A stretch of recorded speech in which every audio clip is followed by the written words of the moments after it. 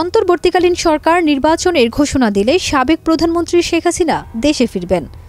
শেখ হাসিনার ছেলে সজীব ওয়াজেদ জয় এই কথা বলেছেন। দ্য টাইমস অফ ইন্ডিয়াকে টেলিফোনে জয় বলেন, কোনো দেশে আশ্রয় চাওয়ার পরিকল্পনা শেখ হাসিনার নেই। তিনি আপাতত ভারতে থাকবেন। আগামী নির্বাচনে আওয়ামী লীগ অংশ নেবে এবং বিজয়ী হবে, কারণ দেশের দলটির বিপুল সমর্থক আছে। তিনি আরও বলেন, বর্তমানে দেশের নেতৃত্ব শূন্যতা দেখা দিয়েছে।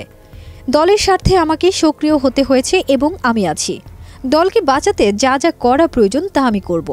অল্প সময়ের নোটিশে মায়ের প্রাণ রক্ষার জন্য জয় ভারতের প্রধানমন্ত্রী নরেন্দ্র মোদীকে ধন্যবাদ জানান। শেখ হাসিনার দেশ ত্যাগের পর জয় জানিয়েছেন, তার মা আর রাজনীতিতে ফিরবেন না।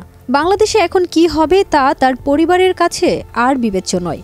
কিন্তু এরপর তিনি বিভিন্ন সংবাদ মাধ্যমের সাক্ষাৎকারে শেখ হাসিনার দেশে ফেরার আভাস দিতে থাকেন। আমরাও একটি গণতান্ত্রিক শৃঙ্খল নিরাপদ বাংলাদেশ চাই।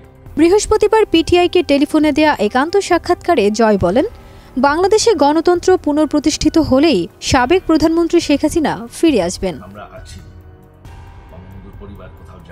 সজীব ওয়াজেদ জয় বলেন, শেখ হাসিনা অবশ্যই বাংলাদেশে ফিরে আসবেন, তবে একজন সক্রিয় রাজনীতিবিদ হিসেবে ফিরবেন কিনা এ বিষয়ে এখনও সিদ্ধান্ত হয়নি।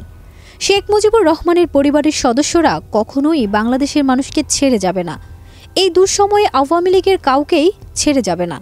শেখ হাসিনাকে নিরাপদ আশ্রয় দেয়ায় ভারতের প্রধানমন্ত্রী নরেন্দ্র মোদী ও তার সরকারের প্রতি কৃতজ্ঞতা জানান জয়। একই সঙ্গে বাংলাদেশে গণতন্ত্র পুনঃপ্রতিষ্ঠায় আন্তর্জাতিক জনমত গঠনে সহায়তার জন্য ভারতের প্রতি আহ্বান জানান তিনি। ছাত্র জনতার গণ অভ্যুত্থানে পদত্যাগ করে দেশ ছাড়েন শেখ হাসিনা।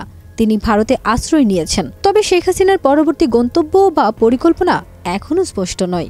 ফারজানা নিকিতা, দেশ রূপান্তর।